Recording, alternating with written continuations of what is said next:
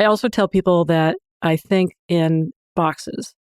So if you've seen the Grinch movie with Jim Carrey, how he goes into the mailroom and he's just like flinging the mail into whatever random spot. Well, that's sort of how my brain works, but I put them into very purposeful spots. Yeah. But yeah, in those conversations, I'm like organizing it to like subcategories and then can dig into those subcategories and further organize. But yeah, I that's definitely how I approach my work. And I think that my teammates now sort of joke about that. You know, I'm like, okay, we got to put it in a grid. And they're like, okay, Judyize it.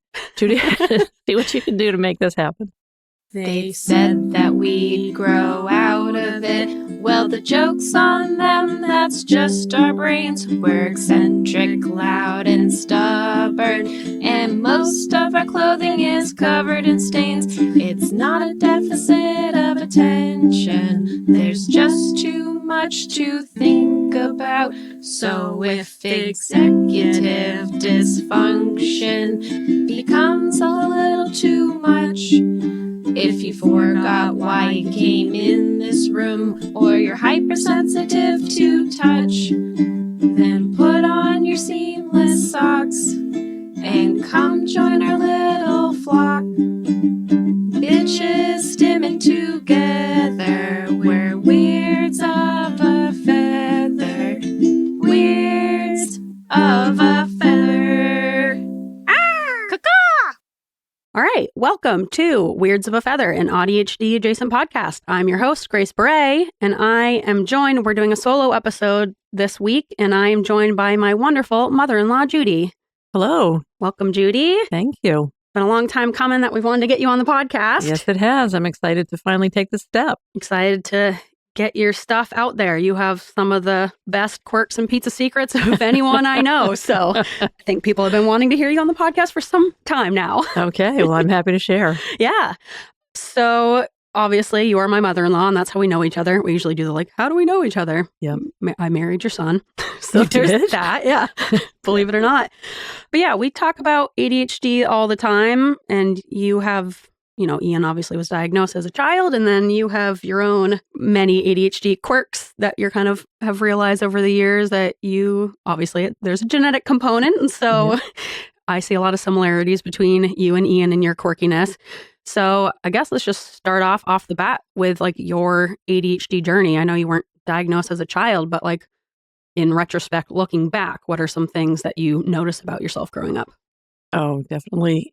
Now that I can understand what the traits are, I think my first experience and exposure to it was when we were working with Ian and understanding what was going on for him in school and, you know, going through the assessment questions and realizing that I was answering yes to everything, more even than him. So it was very enlightening. Did you have any thoughts at the time of like, wait a minute, do I also have ADHD? Or was it just like, oh, I relate to that? No, it was like, oh, I think I have this too, but not enough curiosity, I guess, to take it anywhere and do anything with it. It was, and if anything, validating maybe that some of the things and behaviors that I have, there's a reason for it besides my just plain old goofiness, which is still the reason, but there's something behind that.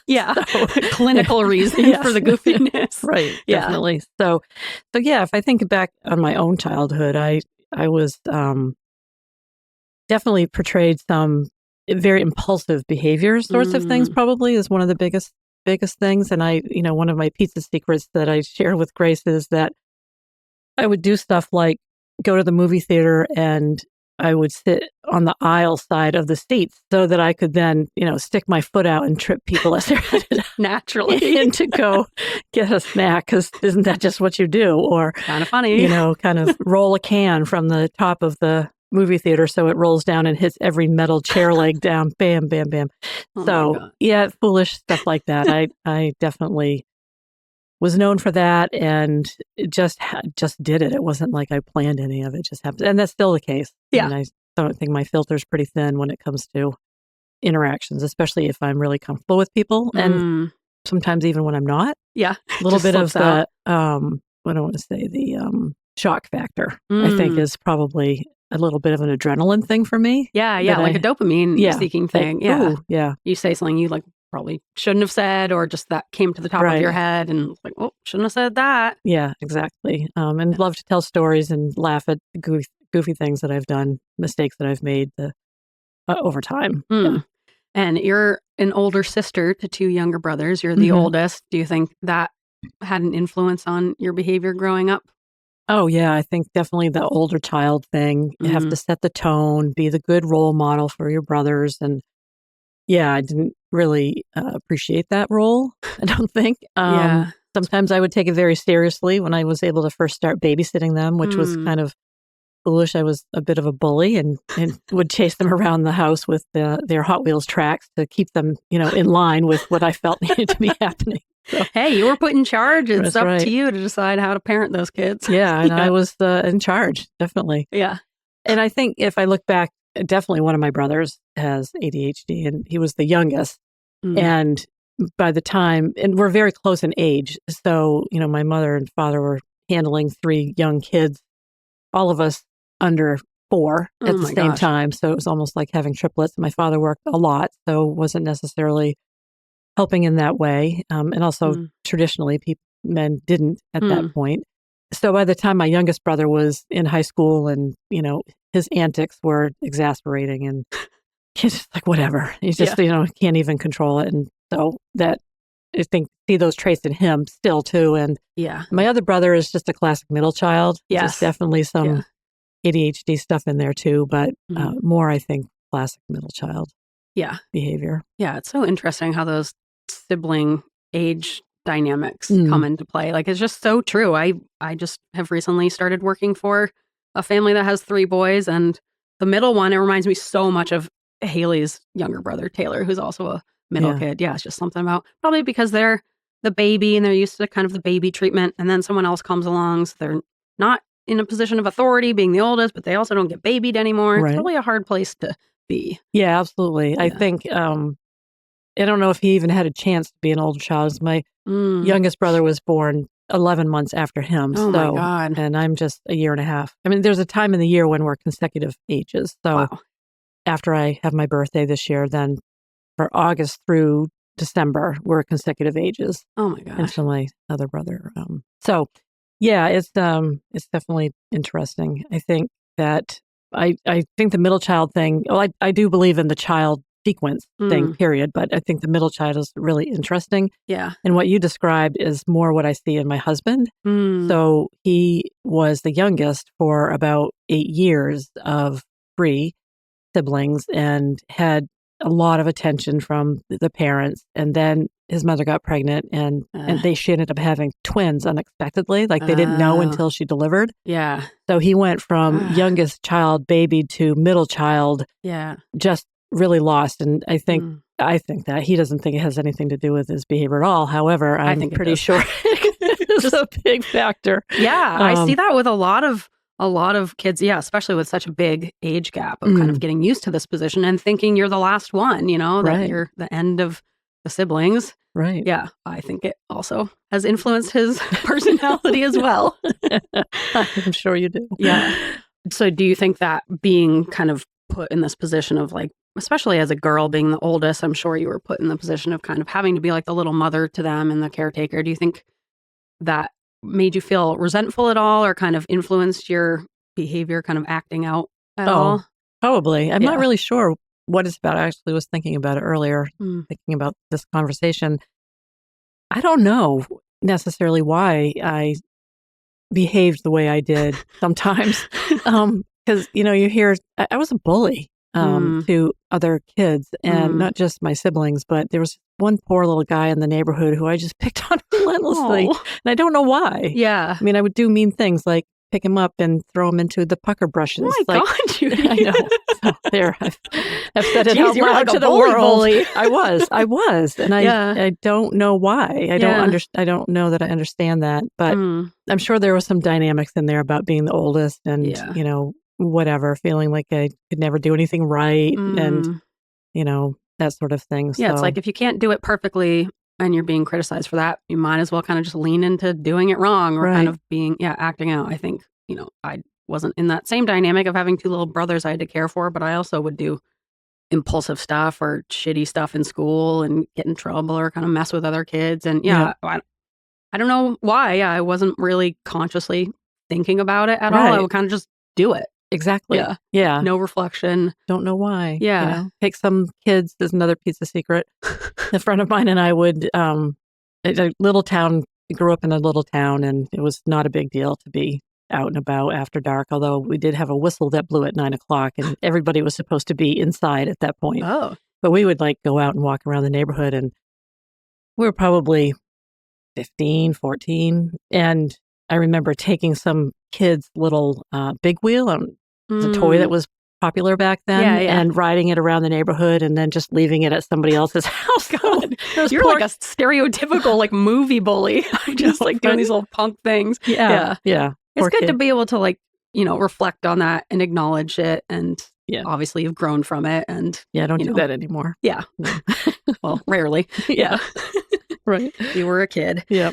How were you in school, like academic wise? I was okay. I think back about how I did really well in math and more of the technical side of things. I didn't enjoy some of the other classes. I struggled with writing. I saw my report cards later on in life that were in our attic, and was getting ready to move and came across them. And I wasn't good in math at all. So I don't know why why I have that memory that I was. Yeah. The more creative side of the courses were harder for me, for sure. I mean, I could do them. That's so interesting because you're such a creative person.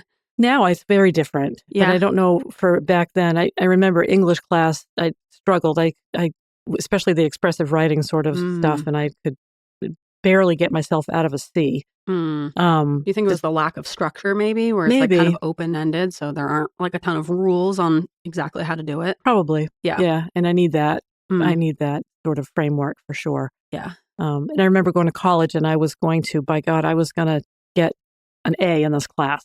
I was going to do it really well. And I put so much into my first submission and I got it back and has got a C. And I'm like, damn, it's just not who I am. So it's okay. I write other things and I don't worry about it at all. But that was probably one of my bigger struggles, I would say.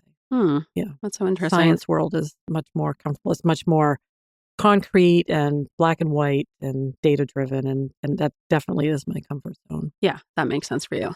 And I feel like you found a great profession that was like perfect for how your brain works too.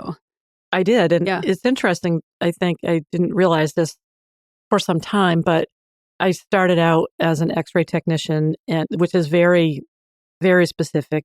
Protocols, you have to do things a certain way. You have to have certain settings on the machine and all of that. And that was fine. When I got out of college and started working, I remember thinking, this is not going to hold my attention for the long term. And I had the opportunity to learn how to do ultrasound. And that was very different because you have framework, but you also have to be creative. You have to create the image. You know that what it's supposed to look like, you have to get it there. Whereas an X-ray, you position something a certain way and that's just how it is. And you might be able to look and interpret it and understand if it's, good or bad, but you have not just the need to be able to do that, but you have the responsibility of providing these images to the radiologist, and they rely on you to do them well so that they're able to do the interpretation piece of it. And I like that level of responsibility as well. That's an interesting distinction. Yeah. Because it's so hard with ADHD and autism. It's like we crave that structure and the framework and everything, but don't make it too structured and don't make it too repetitive and boring because then we don't get dopamine from it and we lose interest.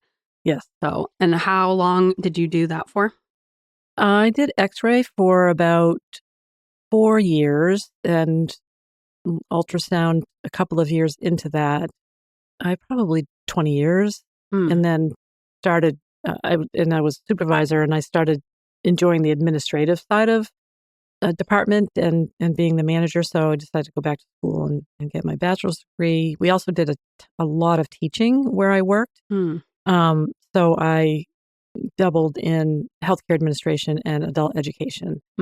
So that helped me a lot as I continued. And I really liked the administrative side of things, having a hard time juggling both the clinical and the manager side of it. So I decided to venture into practice management because I wanted to narrow it down to one thing and realized pretty much hour one that I didn't do that. I actually opened up Pandora's box to this whole other world of many things. And now I don't know how to do them all. So fish out of water feeling, which is I struggle with I do too. a lot.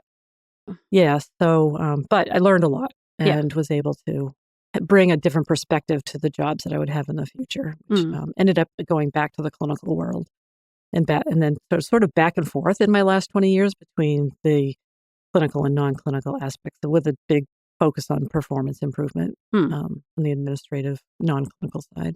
And it seems like that performance aspect of it allowed you to kind of engage in like the problem solving stuff and like seeing how problems can be approached by different departments. And it seemed like that was a good role for you there. Yeah, it is. I definitely have a broad experience to bring to the table. So that's always helpful. And I have this ability that I don't even didn't really know that I have. I never thought of it as a thing, but I have the ability to sit in a group and talk about their problem or whatever it is that they want to work on and listen to a conversation amongst 10 people and then be able to pull it all together into something that is manageable to be able to make change moving forward. And I didn't really understand that was just something unique to me in comparison to the other people that I was working with at the table, because people was, oh my God, this one doctor would just kept saying, oh my God, you got to get Judy involved. She's amazing. She's like this. And I said, you have me on this pedestal that's really a little frightening. I don't really understand what I appreciate that you like what I do, but I don't know that I really understand it. And that's what he explained to me. And I'm like, oh, okay, now I see it. That definitely, which is interesting if you think about ADHD, I think, because there's so many things going on, I could easily be overstimulated and disengage. Yeah. But it's almost the opposite. I'm able to hear all of it and then pull it together. But I can't do it in the moment. I have to just listen and then pull it together. Yeah, kind of like just take everything in, let yourself sit on it for a little bit and then organize it. Yeah. Yeah. I also tell people that I think in boxes. So if you've seen the Grinch movie with Jim Carrey, how he goes into the mailroom and he's just like flinging the mail into whatever random spot. Well, that's sort of how my brain works, but I put them into very purposeful spots. Yeah. But in those conversations, I'm like organizing it to like subcategories and then can dig into those subcategories and further organize. But that's definitely how I approach my work. And I think that my teammates now sort of joke about that. I'm like, okay, we got to put it in a grid. And they're like, okay, Judyize it. Judy, see what you can do to make this happen. Well, it's also hard with ADHD to even recognize that, like, oh yeah, I guess this is a strength or a skill that not everyone has, because we're so used to like not being able to do what other people can do with certain brain aspects. But then, there are things that just feel so natural to us. I think we're so used to feeling like it's not real valuable work unless we're like struggling and working really, really hard at it. And for stuff that comes naturally to us, it's like, well, what's the big deal? Everyone can do that. But like, no, they really can't. And it's hard to recognize that in yourself. Absolutely. And be comfortable with that and think that and know that that's okay. And I had another job where I was a project manager, and that was the easiest job I've ever had. And everybody was like, oh my God, I can't believe all this stuff you're doing. And it's like, it was easy. I mean, I really felt like I was not fulfilling my role because I wasn't having to work really hard to get it done, like you just said. Yeah, and I think like so many of us have that, which we need to remove from our brains, but it's so hard, where really if we're not struggling in some way or trying really, really hard, then it's somehow like not valuable work. Even though the work was getting done, people were happy with you doing the job. They liked the work you were doing. So like you're doing the job. Exactly. But sounds like maybe you were even feeling like a bit, I feel that too, like anxious of like, I feel like I'm missing something, like I need to be doing more, because why am I not like conscious or constantly like buried in work? Yeah, exactly. And then the whole imposter syndrome thing sort of rears its ugly head and things start questioning. And especially now at this I've not really ever experienced that before. I've always felt really comfortable and confident about what I was doing. And if I didn't know, I would figure it out. And I knew I would figure it out. So I didn't get too caught up in that. But at this point, as I think about retiring, now I'm starting to reflect and think, oh gosh, did I really know how to do that? Yeah.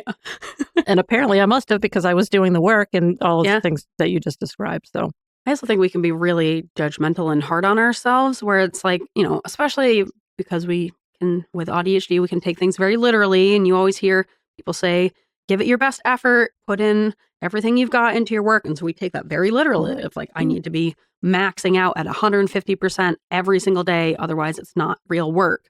And then you enter the adult world and you kind of look around you and you're like, oh, I guess like even my 50% is these other people's. Right. They're not even giving 100% either, because neurotypicals don't take that very literally. They're like, oh, I'll work at, 60 or 70%. And so I think, we judge our performance very harshly. But if you actually like step back and look around, a lot of adults are just kind of incompetent, or they half-ass it, or they don't really care. And meanwhile, we're like, gotta give it our all every single day, Yeah, absolutely. Yeah. That's very true. And why are you not? Yeah. I don't understand. Yes. Why are you? Yeah, I experienced that a fair amount. I have to really talk myself back out of it to understand that not everybody is going to work the same way that I do. And I just need to worry about myself. Yeah.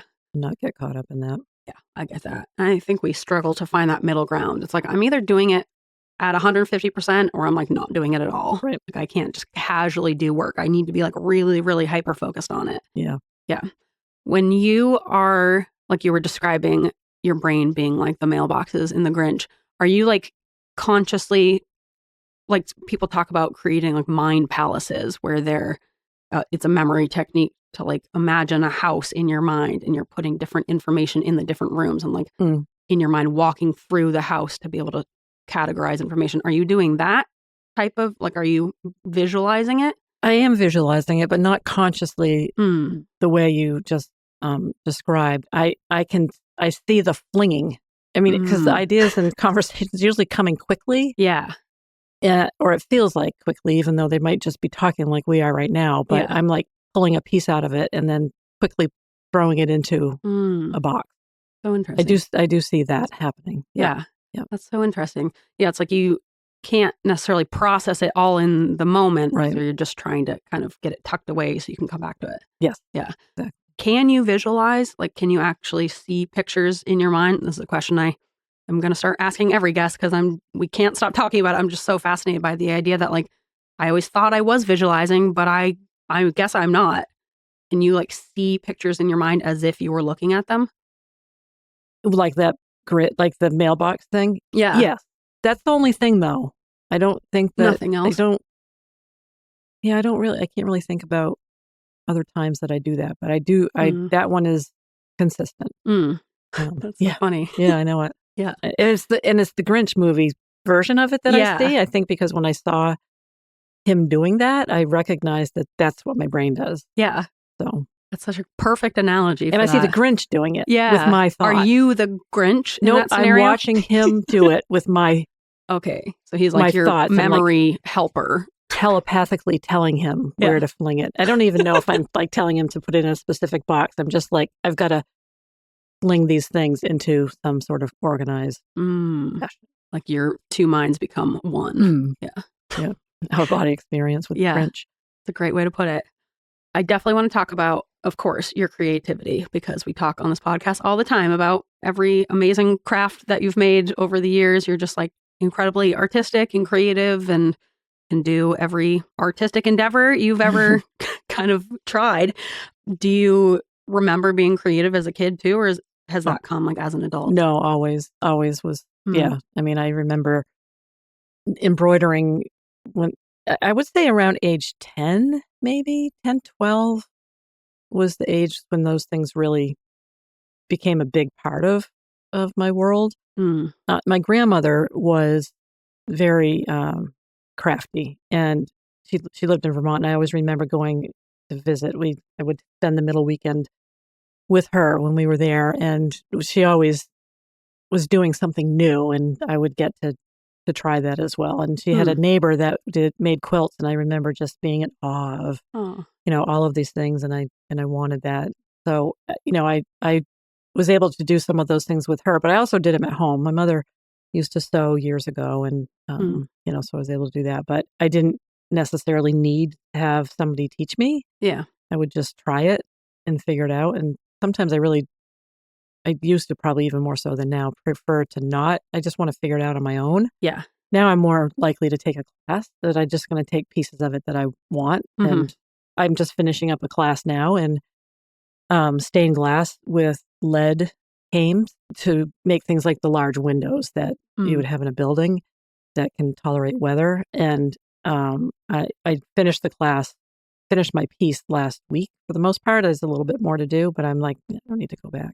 Yeah. So I'm like, am I going to miss anything if I don't come next week? No, you got not the really. Gist of it. You and several of us finished ahead of time. So yeah, I feel like I get what I need to be able to spring me into the next level of building my skills. And then I'll maybe reach out and do more. But yeah, I'm the same way. I don't really have the patience to just like listen to someone explaining stuff to me kind of endlessly. Yeah, it's like once I got it, let me go. And if I hit a snag, then we can discuss. You know. Yeah. But I'm the same way. I like to be independent. And you're also good at like you're a go-getter. Like you will seek out the information and the knowledge. And if you don't know how to do something, you will learn, and you don't need to just kind of be exposed to these different types of art or creativity. You just seems like you're always kind of finding new things that you want to explore, and then you just go down that path, buy all the supplies, you figure out how to do it. Or maybe they sit there and wait for a few years till I get to it. Eventually. Yeah. You have more hobbies than truly anyone I've ever met in my entire life. Really? Yeah. I think that's the part of me where ADHD, autism, whatever, all of that really shines. Much more so than in my work life. Because I do those, the biggest adrenaline piece that I get out of that is getting the materials that I need. And I need them all. Yeah. I mean, I'm not going to be settling with just, one set of markers. I want 3 different varieties and different points. And why wait to see if you're actually going to do the craft long term? Why not just buy so many supplies right away? Because how am I going to know if I like it or if I can do it well unless I have all the things that I need? Exactly, that all or nothing. You need to have every single possible tool you could ever need for it. And now I live in a rural area, so I have even more reason to have it. I need to have it on hand. You must. I can justify just about anything. I was going to say, you're doing a great job justifying it. Yes, that's not a problem.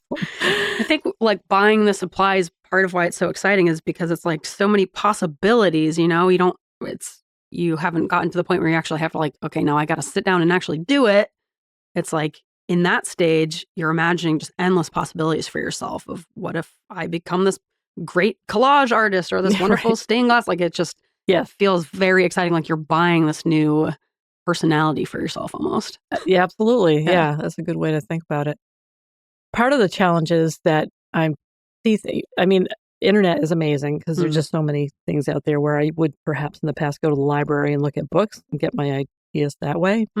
But now with things like Pinterest or whatever platforms, there's just so many things to look at. So I get ideas about what I want to try more quickly than I did in the past. So I tend to jump from one thing to another a lot faster. So I might buy everything that I need or acquire everything I need to do the thing. And then I don't even ever try it. Yeah. Or I might try it many years later. I mean, I hold on to the supplies, but someday I'll try it. And then sometimes I think I really am not interested in this anymore. And that's a little hard to admit. So I might choose to, offload whatever to make room for more new stuff. Yeah, of course. Not to like save money or anything or save space. It's just to make more room. Right. Yeah. It's like there's a very short time frame between discovering the craft for me and buying all the supplies and then starting. And it's like if I don't start almost like in the same day as buying the supplies, then it might not happen. Yeah. It's like once I get going, now I can have something to come back to. But it's like if I miss that window of like getting the supplies and starting, they'll just sit there for years. Yes, that can happen for sure. Yeah. Or it gets so like stained glass has just really been a good fit for me. So I've just focused on that so much since I started. I did take a class back in the fall, and it's just been my primary focus. So there really hasn't been any room for anything else. And I'm just starting to like think, oh, maybe I do want to sew again, or maybe I want to try this, which is a really long time for me to step away from the other things. Yeah. And I think the reason that it's such a good fit for me is that it's very tedious. And that works for me. I like the tedious work. You know, you have really sucked into it. Yeah, you have to pick out the glass. You have to find the pattern. You have to cut the glass. You have to sand it. You have to foil it. You have to place it. You have to. I mean, there's just so many steps, and they're very tangible. Yeah. And sequential. So that is the type of thing that I work best with and in. Yeah, that makes sense. I'm kind of the same way. Like with my lampshades, it's not, needlepoint is nice, but yeah, you're kind of just doing the same thing over and over, just with different colors. Yeah. With crafts like stained glass or lampshade making or the bone stuff, there are a lot of sequential, structured stages, but each one is very different from itself. Yeah. Absolutely. You're incredible at stained glass. You've made really beautiful pieces, night lights and window pieces. And what else are you making? Jewelry? I've tried jewelry a little bit. Don't know that I like it as much as I thought that I would. So I've matured enough, I guess, that I can say, all right, well, whatever, just don't do that. Yeah. Where in the past I might push myself through it a little bit more, but I might go back. I might try it again. Yeah. I like the other bigger things better. But I did this class that I just finished up will give me skills that I need to do things that I can leave outside. The foiled work it doesn't weather well. It can ruin it. So you really need to have the lead pieces in between the glass to be able to for them to be able to withstand rain and snow or weather, whatever. So interesting. Yeah, it is totally different. So that opens up, this whole other palette of options of things that I can make, which I'm super excited about because I always loved it. I always have loved glass, and so working with it is really good. Yeah, and you also love gardening and being outside. So I imagine like being able to make pieces that could go outside is like very exciting for you. Yeah. Something besides a rusty bird. I love that rusty bird. Yeah, you're like not afraid to get dirty, work with your hands. You seem to be into like crafting of all types. You were into welding for a while. What else? What else have you done that's like very physical? I mean, the landscaping too. You're out there hauling rocks and moving stuff around constantly. Yeah, that's probably the most physical, which is good because the other stuff, a lot of the other work is very sedentary. There's a lot of sitting involved. So. Hunched neck. Yes. So I definitely have that physical, trait. I think welding probably is the next more physical, and partly because the pieces that I'm trying to make are bigger, and so the pieces, the components are heavy and need to be moved. Most of it's something I can do inside in my studio and there. Yeah. I'm waiting for the day you get into glass blowing. Oh, I know. Surprised you haven't yet. I know. It's tempting. Talk about physical. There is a place in Belfast that does it now. So I might try that. I don't know if I can tolerate the heat. That's the thing. I think that's the thing that will hold me back. Yeah. And part of me wants to just, let other people do that beautiful work. And then I can, purchase it and support them in their endeavor and know that I have the product that I want. I don't think I'm patient enough sometimes to get to that end product that's going to take me years to build that skill. So if I find something that I can do well right off the bat, like stained glass, then I tend to be more satisfied. I can only be frustrated for so long. Yep. I guess that's where you give up. Yep. Okay. Do you agree with this soul-crushing statement of, because with ADHD, a lot of us are like, I'm just like kind of naturally good at whatever I pick up. Like I'm kind of just can become really good at it really quickly, which you seem to be able to do as well. But is it just that we can become really good at things really quickly? Or is it also that anything that we don't become really good at really quickly, we give up on? Could be. Because I saw a tweet that said that a couple of years ago. I was like, oh yeah, that's it. Yeah. It could be. Yeah. Because the end product isn't exactly how I visualized it would be. And I don't have what I feel I don't have the skill set to make it be. Yeah. So, yeah. So, like, I don't draw. I cannot draw. It's just, I've tried. I haven't taken classes. I don't know if I want to because it's such a hard thing for me to do. It's like when your hand won't do what your brain is seeing. Yeah, it's like I can so clearly see how I need to do this thing, but then my hand just like won't cooperate. Right. It doesn't look the way I want to. But I suppose if I took classes and I learned the techniques, then I might be able to accomplish that. But I have all of these other choices that work well. So I tend to just stick with those and try a new one along the way. So like pottery. Yeah. Wanted to do pottery. I love pottery. So we went to that class together. And it was fun. And I ended up with one decent bowl and a couple of wonky ones, which was fine. I still use them, but I didn't capture my attention like I thought it would. Same. So frustrating. maybe it will at some point, but that was good. I tried it and now I don't need to rush into that. I guess it sort of like takes the pressure off from having that on my list of things that I have to accomplish. I've done it and I have 2 bowls and I'm happy with my bowls. So. Yeah. So you've done pottery plenty. Yeah. Right. Yeah. I find it's hard for me to work with materials that won't do exactly what I want it to do. Like if it's something like watercolor, for example, it's like there's, some vagueness to it. And with pottery, God, it's like the clay won't do what I need it to do. And of course, that's just a matter of like being patient and learning how to work with it properly. But I find myself getting very frustrated. And I think blowing glass would be the same thing where probably there's like nothing like with drawing or knitting or stained glass or any of those crafts or needlepoint. There's like little changes I could make to get it exactly perfect. Right. With stuff like that, you kind of just have to give in to the process. And I don't like that. I don't want to have control. I need to control it, not have it control me. Exactly. Yes. And I think so when I started playing with glass was last fall, and it was with fused glass because I love the look of that too. And we have this really great arts place in the town near where I live that has all of these little opportunities to learn. So I did that, and I was super excited about it. And I was looking at kilns and all of the things that I need. And I told myself I was able to convince myself to just take it more slowly than I typically do, which was good because after 2 or 3 times of taking those classes and making things, I decided it was too free form for me. I mean, I could have these very specific cuts of glass and put them in a place I wanted to be, but then when they go in the kiln, they might not end up being in the same place where you put it. And I see people doing these amazing pieces, and then they'll have one piece of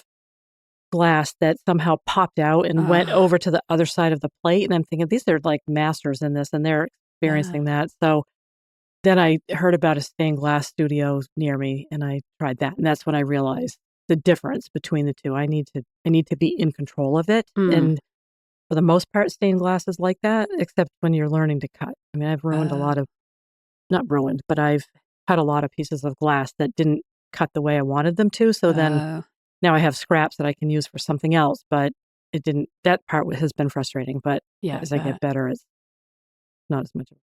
Yeah, that perfectionism is hard in the artistic world because, I know you struggle with that and I struggle with it myself where it's like, it's art. It doesn't need to be exactly perfect, but it does. Yeah. Oh, yes, it does. I need it to be. But if I'm going to sell it, it does. And then people don't even notice the things that we notice. And I have to say, Ian was a big help in letting me let go of some of that. And I made him a sweater. And I remember it was a round bottom. So I did a couple of rows and then I pulled them together. And when I did, I twisted it so that it wasn't exactly lined up. And I didn't realize it until I got another 4 or 5 inches into the sweater. And I'm like, oh no, that's like got this little notch now in the base of it. So, but I just did it. Just kept going. I'm like, I'm not going to pull this out. And so I told him about it and he said, that's what I love about the things that you do is that makes it special because because you did it and it's okay. We all make mistakes and that's not a big deal. It's not earth shattering and it makes it more special to me. And I'm like, oh, all right. Well, that's takes a lot of pressure off. Yeah. So he gets all the shitty stuff now. Great. Yeah. You said you liked imperfections, so Right, here you go. Here's my most recent pile. Yeah, exactly. No, that's not true. But no, that's spot on though, that it's like if you wanted it to be exactly perfectly manufactured, buy it from a big store, It's kind of like my favorite bowl that my mom has ever made me is the wonkiest one. I love it. Like it just has so much character and everything. Yeah. But it's so hard when you're making it and you have that perfectionism in you. It's like, right. We're so hard on ourselves. And then, people always end up loving the little kind of weird details or mistakes or whatever. Right. Yeah. It's funny you say that about the store thing too, because I was making baby clothes for a while. I love to do that. And I, a number of years ago, bought a machine that's just like your dream machine. And there's so many tools that you can use. And they're really tools to help make things go better. It's like having the right hammer if you're working with wood or whatever. So it definitely took my results up a notch. And I remember bringing in a couple of things that I made to work and somebody saying, "Oh my God, this looks just like you got it at the store." And I thought, I think that was meant to be a compliment, but that's not what I'm striving for. Yeah. I don't want my stuff to be that perfect. Yeah. But I do, but I don't. I do, but I didn't want to hear it. It's still very confusing. I don't really know why that struck me as discomfort. Yeah. No, I agree with you. Yeah. Because it took so much effort to hand make this thing. And if it looks like it was just like manufactured in a factory, kind of takes out the special factor of being handmade. Yeah. Yeah. Weird. It's a bit of a dichotomy in my brain too sometimes. Yep, I have that and I think that's maybe the AuDHD. Like I want someone to be able to like tell me exactly what to do, but also like don't tell me what to do. Right. And just say once. I'll take from it what I want. Yes. And if I'm doing it differently than what you just told me, then you need to get over that because move on. I have what I need. Yeah. You need to. Yeah. Yeah, I'm the same way. Out of all the many, many hobbies that you've done before, what do you think are the best ones for ADHDers? I would say the ones that have some very specific steps and framework. Like sewing, I tend to like quilting because it's, you're using, I don't do as well with creative quilting. I do better with a pattern that has squares and I can then take that and work with it. And you get to be creative about like the fabrics that you're using. Yeah. And you love to buy fabrics. Like I do. Yeah, absolutely. Yeah, that's the point. Actually, I hadn't really thought about that, but that is it. So having something that has a very specific way that it's supposed to be put together, but then the creative part comes in with all of the components of it that you're going to put into that. That's a really good way to look at it. Yeah, like you don't have to come up with the new structure on your own. You have the structure, and then within that, you can choose all these funky fabrics and design it however you want. Exactly. Yeah. I feel like sewing is so versatile, and there's so many, like you can jump around to so many different types, like making baby clothes, doing quilts, like making pillowcases. Seems like once you really nail the sewing, there's a million different types you could do. Yes, absolutely. Yeah. I think I do well with that. And I don't know if it's me or ADHD, therefore it's me, but having something that has multiple pathways. And I guess most things do. So you work with glass and you can go this way, this way, this way, and then keep branching out. I like that because I get bored. If it's the same thing for a long, long, long time, then I definitely get bored. Yeah, I do too. Yeah, it sounds like stained glass might be a good hobby for ADHDers as well. Yeah, I think that. I think probably sewing because of the same reasons. Jewelry making to a degree, but there's so many different kinds. I mean, I like the metalsmithing piece because it's technical and you have to learn how to solder and that sort of thing, but it also has a creative side to it. And you can take that creativity to whatever level you want. I guess that's important. So if I admire that other people do really creative things, but I want the creativity to be in the type of metal I pick and the whatever it is that I'm, putting in the jewelry. Yeah, interesting point. Before we wrap down, I do want to have you, if you can think of some quirks off the top of your head, but I definitely want to have you share any more pizza secrets that you can think of as well. So Oh, You got gosh. quirks and or pizza secrets. Love to hear them. I have some stories, but I don't know. I mean, I think those were my pizza secrets, and maybe there was one more, but I don't remember. I actually have to go back and look at the email that I sent. I think quirks, I blurt things out. yes. A lot. Yeah.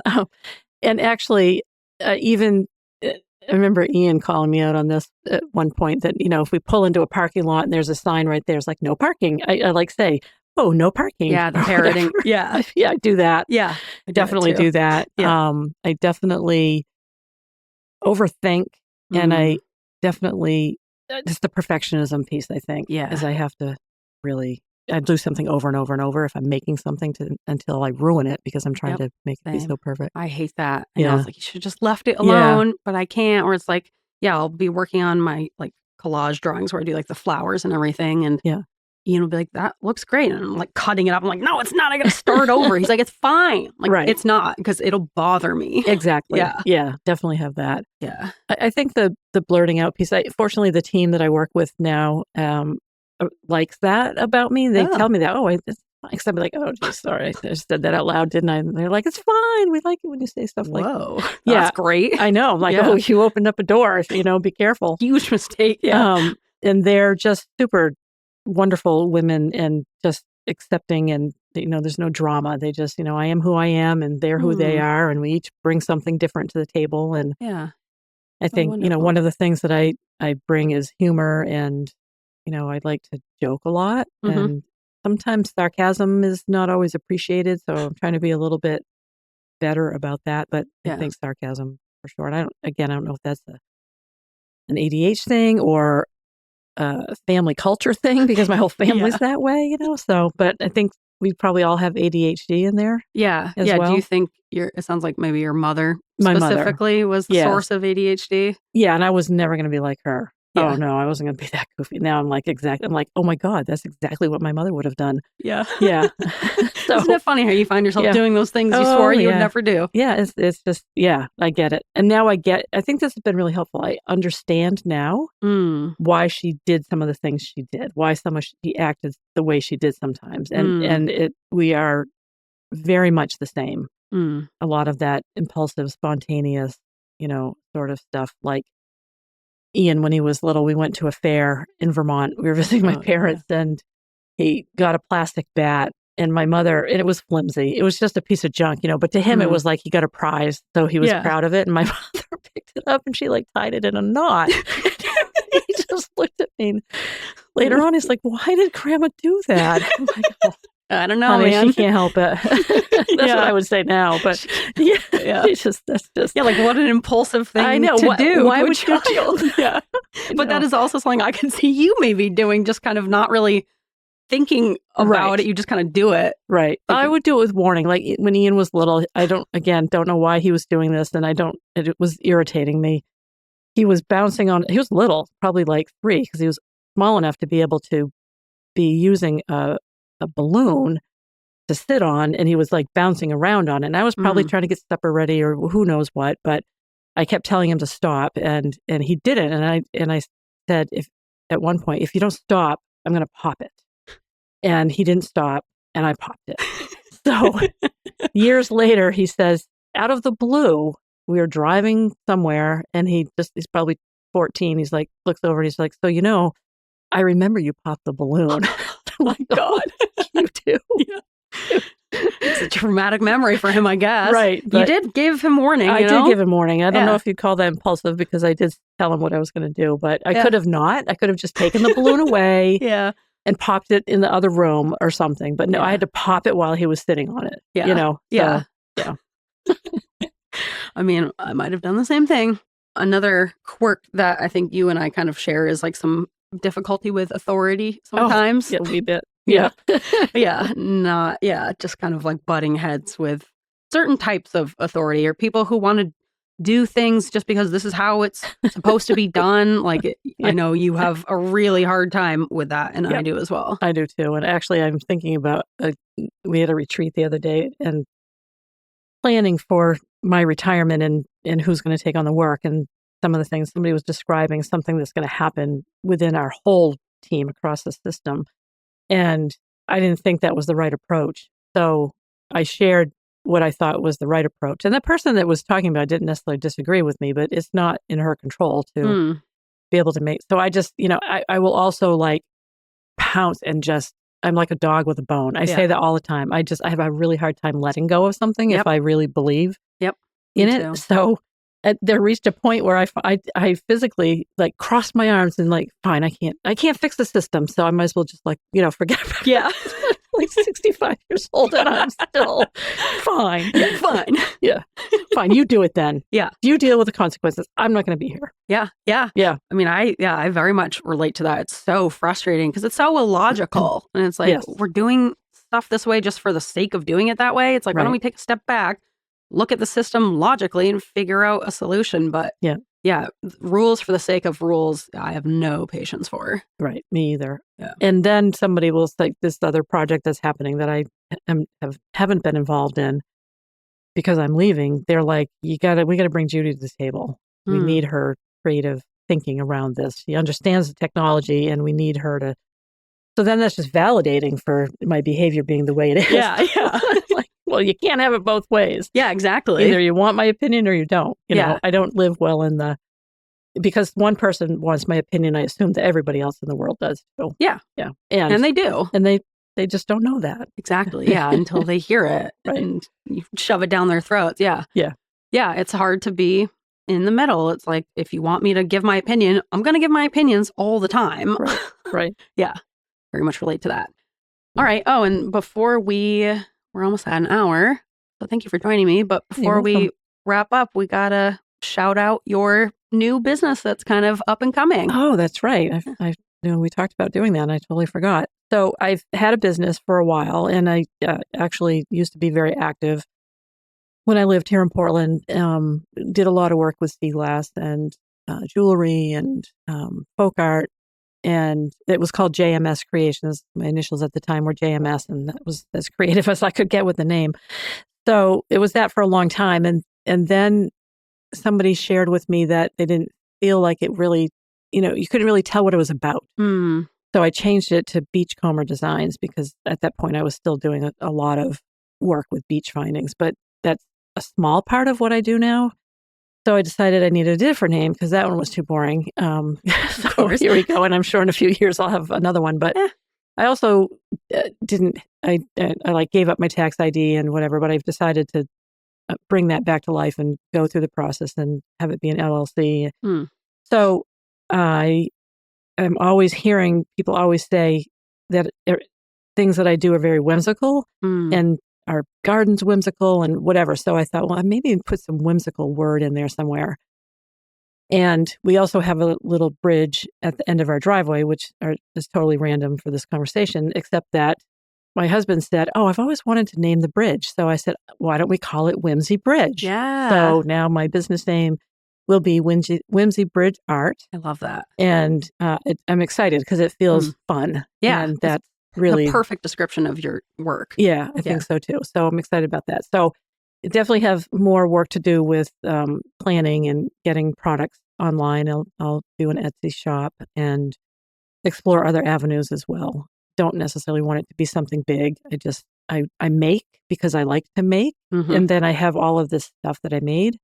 And there's only so many people in my life to give them to. So I've decided that maybe I should sell them and then I can just reinvest it in supplies or whatever. So, and it's exciting to have somebody buy something from you. It feels so personal. And you're so like happy that they're happy. And it's so nice to see your art enjoyed and appreciated. Yeah, absolutely. So, so soon. It'll be out there soon. All right. Yeah. So whenever it's kind of up and running, we can give another shout out on the podcast for your social media stuff and Etsy shop and where to find you. Thank you so much. You guys can check out Judy's work at Whimsy Bridge Art. Whimsy Bridge Art.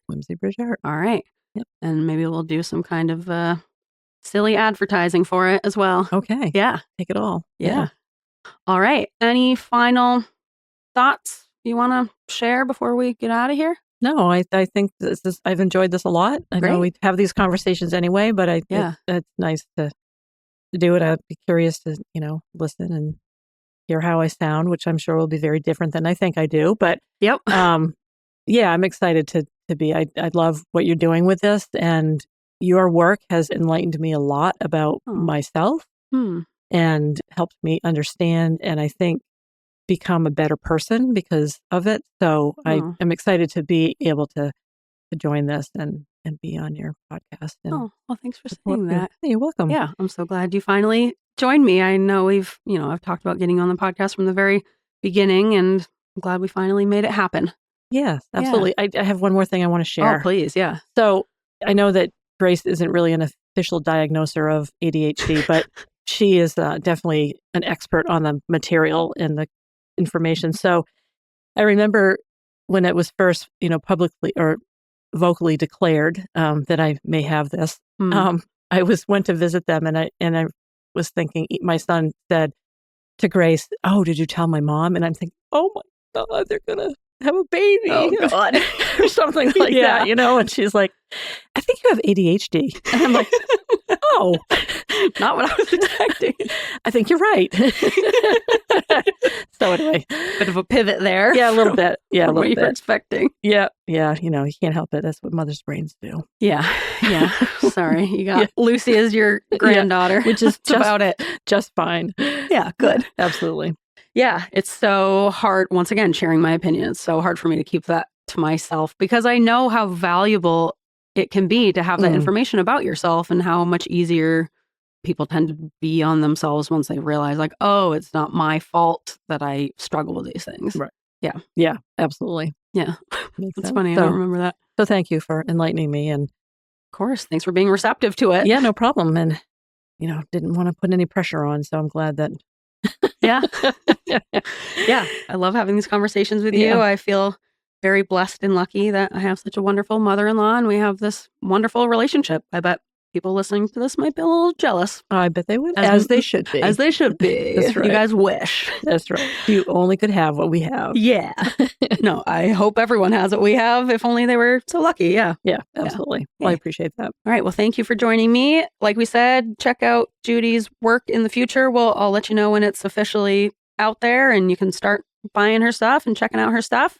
But yeah, you can follow us on all the social media stuff. You know where to find us. Instagram. You can email us at weirdsofafeather@gmail.com. If you have any feedback on Judy's episode specifically, I'm happy to share that with her. Please. Yeah, got any questions or you relate to anything or whatever. We always love to hear back from you guys. And yeah, I think that's it. All right, you ready to squawk out? All right. Just one thing. Yeah. If you have any art mediums that you think I should try, please share. Yeah, and they've got to be kind of obscure because you've tried most of them. Yep. So yeah, that could be a challenge. Try to find an artistic hobby that Judy has not tried. Yeah, definitely. Yeah, difficult challenge. Appreciate it. All right. No, more than that. There you go. There's a cat, but that's what I do at work a lot. Is I throw my claws out. Cat chasing a bird. Yeah, there you go. Yeah. All right. See you guys. Bye.